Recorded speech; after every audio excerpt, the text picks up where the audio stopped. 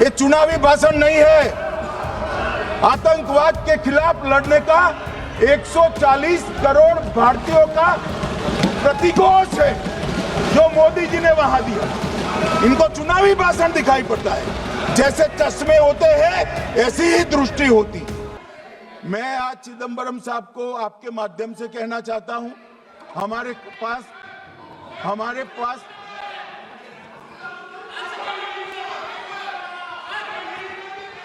मान्यवर हमारे पास प्रूफ है, वो भी मैं सदन के सामने रखना चाहता हूं कि तीनों पाकिस्तानी थे। 3 में से 2 के पाकिस्तान के वोटर नंबर भी आज हमारे पास उपलब्ध है। मान्यवर, ये राइफलें हैं, ये राइफलें भी हमारे पास उपलब्ध है। इनके पास से जो चॉकलेटें मिली हैं, वो चॉकलेटें ढोक में से मिली, वो भी पाकिस्तान की बनाई हुई चॉकलेट है। मान्यवर, ये कहते हैं कि पाकिस्तानी नहीं थे, इसका मतलब पूरी दुनिया के सामने इस देश का एक पूर्व गृह मंत्री पाकिस्तान को क्लीन चिट दे रहा है।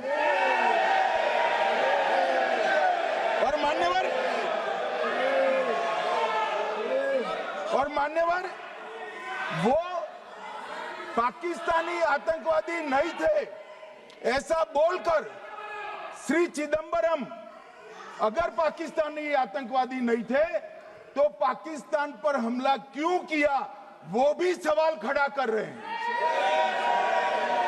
मान्यवर, आज पूरी दुनिया ने हमारे संसद सदस्य गए थे, स्वीकारा था कि हमला पाकिस्तान ने किया है। और इस देश का गृह मंत्री जो कांग्रेस पार्टी से आता है, वो कहता है कि क्या सबूत है।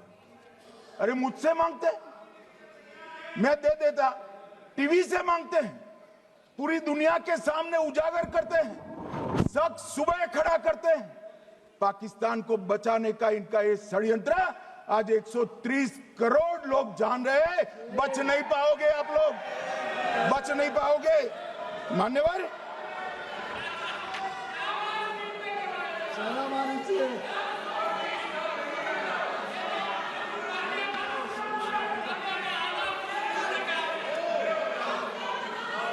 मान्यवर,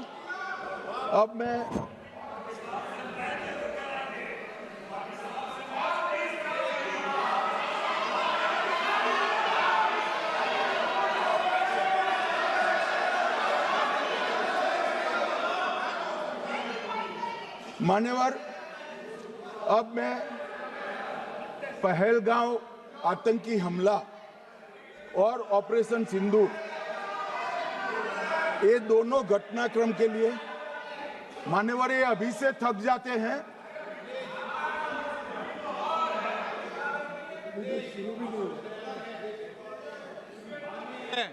प्लीज रेडी।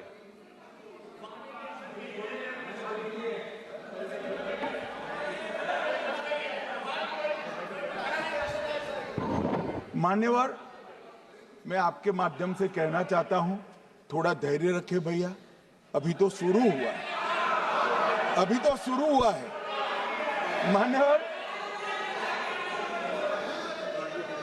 मैं पहलगांव आतंकी हमला और ऑपरेशन सिंदूर के बारे में पूरा घटनाक्रम बताना चाहता हूं। कल ढेर सारे सवाल उठाए। वैसे तो मुझे लगता था कि कल रक्षा मंत्री जी के भाषण के बाद शायद कांग्रेस पार्टी सपोर्ट में भाषण देना शुरू करेगी और अगर थोड़ी बहुत जनता की इच्छा की परख होती तो वो ही करते, मगर नहीं करा। क्योंकि रक्षा मंत्री जी ने बहुत बारीकी से ऑपरेशन सिंदूर की सफलता, इसकी जरूरियात, इसकी प्रासंगिकता और इसके परिणाम, इसके बारे में बहुत अच्छे तरीके से सदन के माध्यम से पूरी देश की जनता के सामने रखा जाता। मगर फिर भी उन्होंने बहुत सारे सवाल किए। अब सवाल किए हैं तो मुझे जवाब देना भी पड़ेगा, उनको सुनना भी पड़ेगा। मान्यवर, मैं पूरा घटनाक्रम बताना चाहता हूं। मान्यवर, 22 अप्रैल को पहलगांव में आतंकवादी हमला हुआ, इसमें 26 लोग मारे गए। 25 भारतीय और 1 नेपाली नागरिक। हमने उसी वक्त मैं श्रीनगर जाने के लिए निकल गया। रात को ही सुरक्षा बलों की मीटिंग कर ये भाग न पाए इसकी व्यवस्था की। माननीय मोदी जी ने 23 और 30 अप्रैल को सीसीएस की मीटिंग चेयर की। ये कह रहे हैं, मैं आज बताना चाहता हूं कि सीसीएस की 23 अप्रैल की मीटिंग में क्या हुआ। सबसे पहला कांग्रेस पार्टी का ब्लंडर था सिंधु जल संधि, इसको स्थगित करने का काम नरेंद्र मोदी जी ने किया। हमने अटारी के माध्यम से एकीकृत जांच चौकी जो चलती थी उसको बंद कर दिया। पाकिस्तानी नागरिकों के सार्क वीजा को सस्पेंड कर सभी को वापस पाकिस्तान भेजने का काम किया। पाकिस्तान स्थित उच्चायोग ने रक्षा, सैन्य, नौसेना के सलाहकारों को अवांछनीय व्यक्ति घोषित किया, संख्या को 55 से घटाकर 30 किया और सीसीएस ने ये संकल्प लिया कि जहां पर भी ये आतंकवादी छुपे हैं उनको और उनकी ट्रेनिंग करने वाले अड्डों को सेना, पुलिस, सीआरपीएफ, बीएसएफ उचित जवाब देगी। मान्यवर, जिस तारीख को ये हुआ उसी दिन ये निर्णय हो चुका। मान्यवर, इसके बाद में कल गोगाई जी कहते थे मोदी जी 24 को पहलगाम जाने की जगह बिहार गए।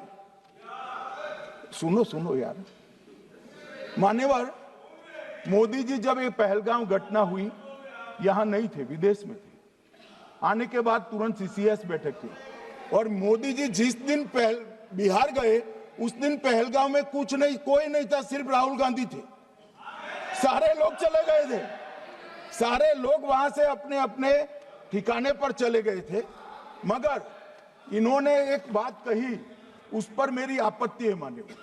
उन्होंने कहा 24 अप्रैल को चुनावी भाषण किया। मान्यवर, देश का नेतृत्व करने वाले देश के प्रधानमंत्री की फर्ज होती है कि देश की संप्रभुता पर, देश के नागरिकों पर अगर ऐसा जघन्य हमला होता है तो जनता की भावनाओं के अनुरूप जवाब देना चाहिए। मान्यवर, मैं आज आपकी परमिशन से मोदी जी के बिहार भाषण के कुछ अंश पढ़ना चाहता हूं। कोट अनकोट है।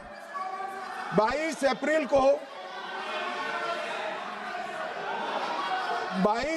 को पहलगाम का यह हमला केवल निहत्थे पर्यटकों पर नहीं बल्कि पूरे भारत की आत्मा पर एक दुस्साहसपूर्ण प्रहार है।